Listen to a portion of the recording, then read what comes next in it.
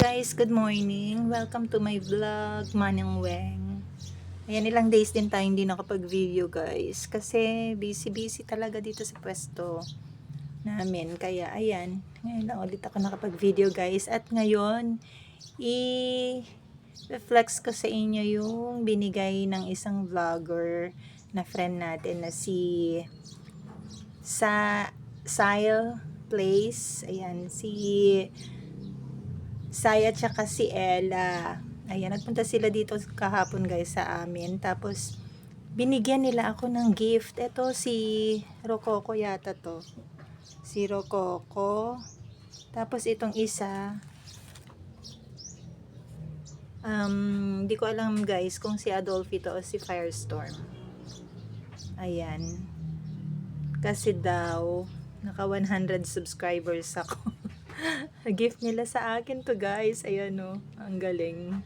Kaya ngayon, i-re-repat na natin sila guys. Kasi need na nilang i-repat para naman madiligan na sila. Ayan, dry na dry yung soil nila guys. Oh. Ayan, shout out kay Sile Place.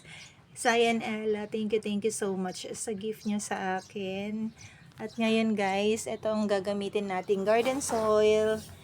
Yung soil na to guys, pinaghalo-halo ko na lang sila kasi wala talaga akong magamit na soil mix ngayon. Kaya itong soil na to guys, pinaghalo-halo ko na sila.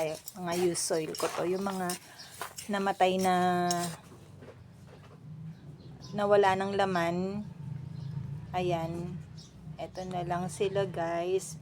May ano to guys, fresh rice hull, garden soil, at saka vermicast na yan guys. Tapos meron ako yung dinikdik na eggshell. Ayan, hinalo ko dito guys. Yan yung mga puti-puti. Hindi kasi ako naglalagay ng pumice guys. Dito sa soil mix ko. Tapos, minsan bumibili ako ng compost. Pero ngayon naubusan ako, kaya itong gagamitin natin para dito sa pagre-repat ng nitong Rococo at saka ni itong si Sedum. Ayan, itong gagamitin natin guys. Tapos lalagyan ko na lang sila ng Osmocote para may naman na to guys, may vermicast naman na. Kaya okay naman na to guys. Ayan. So, umpisahan na natin guys. Maya ko na lang kayo sasama ulit sa video kasi hindi ko walang maghahawak nitong phone guys. Kaya ako lang mag-isa. Ayan guys. Wait lang guys ha. Ayan guys. May nakaredy na rin tayo ditong pot para sa kanila. Dito ko ilalagay si Sedum. Dito naman si Rococo. Ayan, para mas maliit siya. Mas maliit din yung pot niya. Ito small size guys. Ito naman medium size na white pot. So ayan guys. Naripat na natin si Rococo. Next naman, itong isa. Ayan. So ayan na guys. Naripat na natin si Sedum at saka si Rococo. Ayan. Binawasan ko lang yung soil nila guys. Tapos, nagdagdag na lang ako nito. Kasi maganda naman yung soil nila. Tapos, ayan. May nalaglag pala na dahon. Ayan. Ayan na guys. Thank you, Sai and Ella. Taga dito din sila sa amin guys. Sa bandang Tayug. Ayan. Kaya malapit lang sila. Kaya ayan, salamat sa pag-effort na pagpunta dito sa amin para lang ibigay itong gift. Gift ko na plans sa inyo. Thank you so much guys. Ayan, naripat na natin sila. So, ayan pala guys, yung soil mix natin.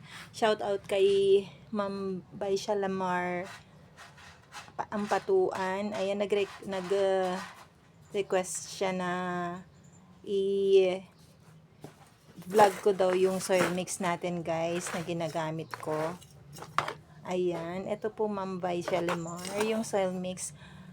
Garden soil lang to guys, at saka fresh rice hull, tsaka yung vermicast, tapos yung mga eggshell na dinikdik ko. Ayan, tapos pero used soil na to.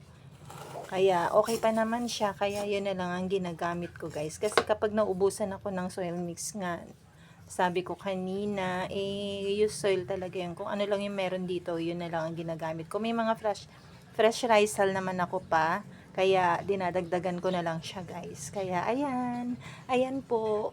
Okay naman po yung soil mix ko sa mga plants ko. Yun nga lang, ang daming na sunburn ngayong summer. Tapos ang dami kong nireset. Hindi ko na nga kayo nasama sa video, pero ano ko na lang, i-flex ko na lang mamaya para ma-feature ko naman po sa inyo. Ayan po, may mga na stem rot, may dry stem, stem dry ba yun? Tapos naglagas yung mga dahon guys, tapos na sunburn. Ayan, ang dami yung mga propagation ko guys na sa malaking pot ng Purple Delight guys.